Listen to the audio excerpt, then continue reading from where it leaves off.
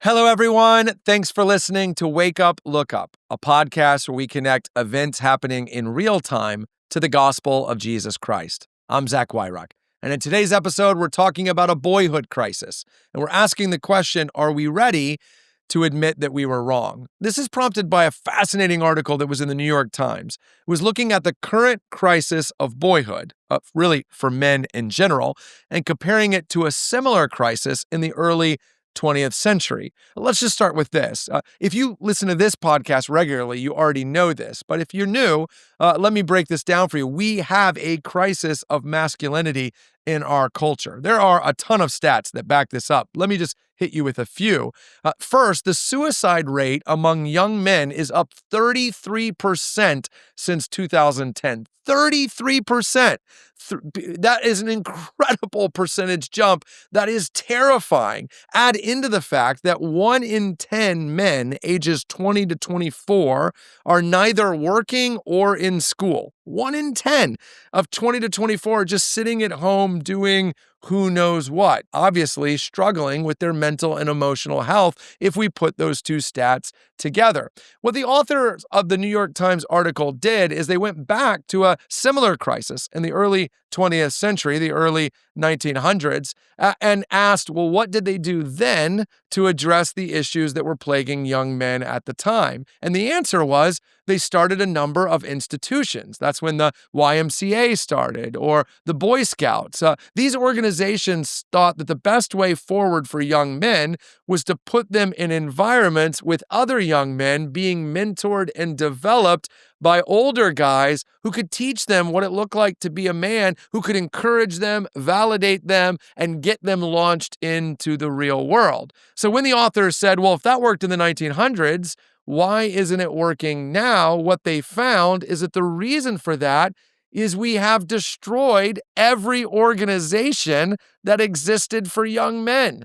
And what's interesting is that some states are starting to pick up on this. You're seeing governors in California and Maryland start to sound the alarm about young men, to say we need policy issues to deal with young men. But what's interesting about that is that both those governors are Democrats. And the Democrats have led the charge on eradicating male spaces, making the argument that somehow by creating spaces for boys, we are alienating women or people who experience gender dysphoria. So the Boy Scouts should really just be scouts, and there really shouldn't be an environment where only young men are going. And with the message what they've been communicating is, in some ways, it's bad to be a boy, it's bad to be around other boys, it's bad to create spaces where we're simply trying to help boys to become men. And hey, we reap what we sow. As a culture, we've become toxic to young masculinity. And as a result, they're hearing us and they're staying at home.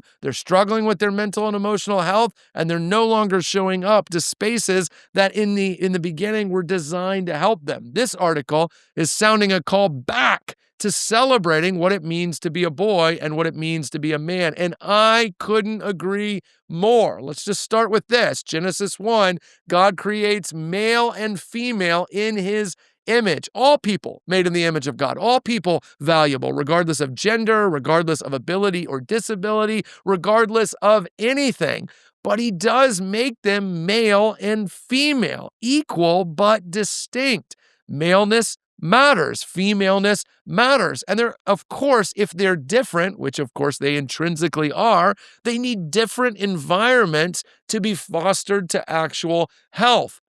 Not only is male and female different, not only does it look different to grow as a man or grow as a woman, but older men, at least in the church, are supposed to be the ones doing that work. Titus 2:2 says that older men should teach younger men. Well, where does that happen? That happens in dedicated spaces where we're saying it's good to be a man, it's good to be a certain kind of man, and I can teach you how. By the way, if you're offended by that, well, I don't know if we should single out men.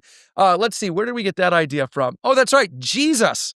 who, when he picked 12 disciples, picked men that he spent 3 years hanging out with to develop them. The result of that program, by the way, was changing the world and giving birth to Western civilization. So, pretty good endeavor on Jesus's part. Putting men in an environment where they can learn how to be men is actually helpful, not just to them, but to society as a whole. Malachi 4:6 reminds us that fatherlessness cripples generations.